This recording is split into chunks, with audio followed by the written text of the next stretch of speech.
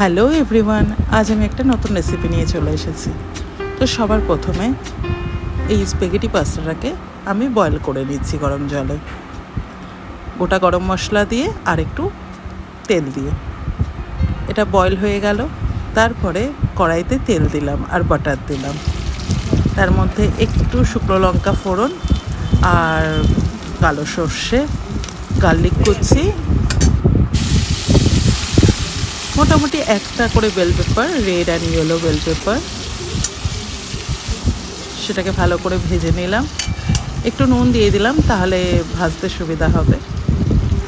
তারপরে green chilli sauce পরিমাণ মতন, যে যতটুকু ঝাল পছন্দ করে। তারপরে একটু সুইট অনিয়ন সস, আমি এটা ভিভার সস ইউজ করেছি। এরপরে পাস্তাটাকে দিয়ে দিলাম। পাস্তাটাকে সব কিছুর সঙ্গে ভালো করে কিছুক্ষণ নাড়াচাড়া করলাম, মোটামুটি 8-10 মিনিট মতন নাড়াচাড়া করতে হবে।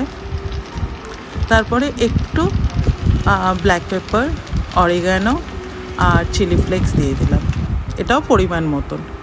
ব্রাউন সুগার বা চিনি যে যেটা ইউজ করতে পছন্দ করে, গুড়। তারপরে একটু দুধের সাথে আমি কর্নফ্লাওয়ার গুলে দিয়ে দিলাম,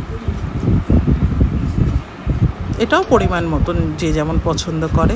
তারপরে আরও কিছুক্ষণ নাড়াচাড়া করলাম, 5 থেকে 6 মিনিট মতন।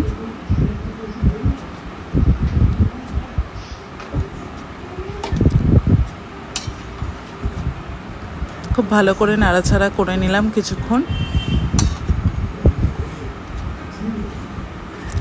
তারপরে এতে আমি একটু নুন অ্যাড করলাম, নুনটাও পরিমাণ মতন।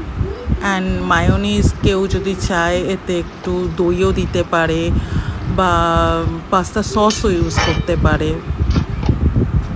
আমি এতে কারি পাতাটা দিইনি, বাট কারি পাতাটা দিলেও খুব ভালো লাগবে খেতে। আরও ভিডিও দেখার জন্য stay tune for more videos. Tata, by.